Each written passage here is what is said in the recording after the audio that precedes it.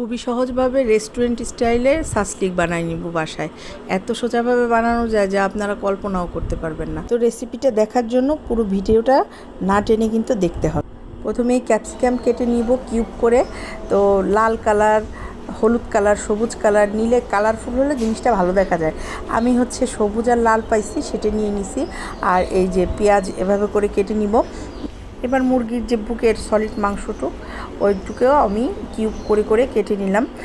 এবার এক এক করে 1 চামচ রসুন বাটা দিয়ে দিলাম, 1 চামচ আদা বাটা দিয়ে দিলাম, স্বাদ মতো লবণ দিয়ে দিলাম। এবার হাফ চা চামচ গরম মশলার গুঁড়ো দিলাম, হাফ চা চামচ ধনিয়ার গুঁড়ো দিলাম, আর স্বাদ মতো মরিচের গুঁড়া দিয়ে দিলাম।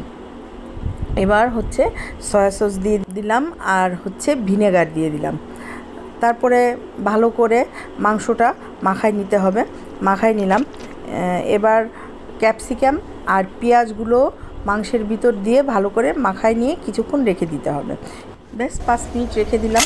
এবার স্টিকগুলো এনে স্টিকের ভিতরে সুন্দর করে সাজায় সাজায় দিয়ে দিব। প্রথমে 1 পিস ক্যাপসিকাম দিব, এরপরে 1 পিস পেঁয়াজ দিব, তারপরে 1 পিস মাংস দিব। এভাবে করে সুন্দর করে দিয়ে দিতে হবে।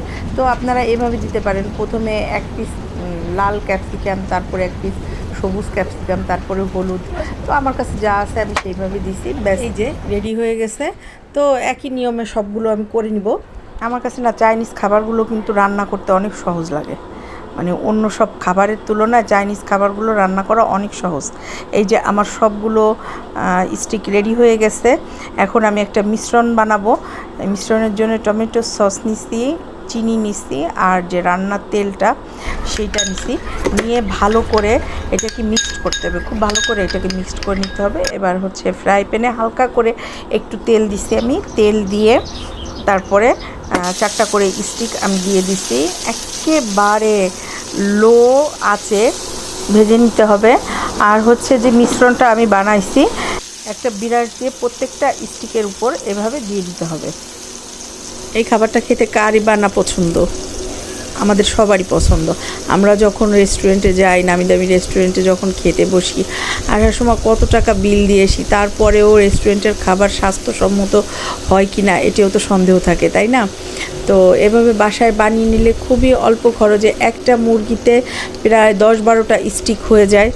ঠিক আছে, তো আপনারা এইভাবে বানিয়ে নেবেন। এই যে আমার সাসলিক হয়ে গেছে, বিশ্বাস করেন কি যে মজা হয়েছে। একবার বানিয়ে খেয়ে দেখবেন। সবাই ভালো থাকবেন। আল্লাহ হাফেজ।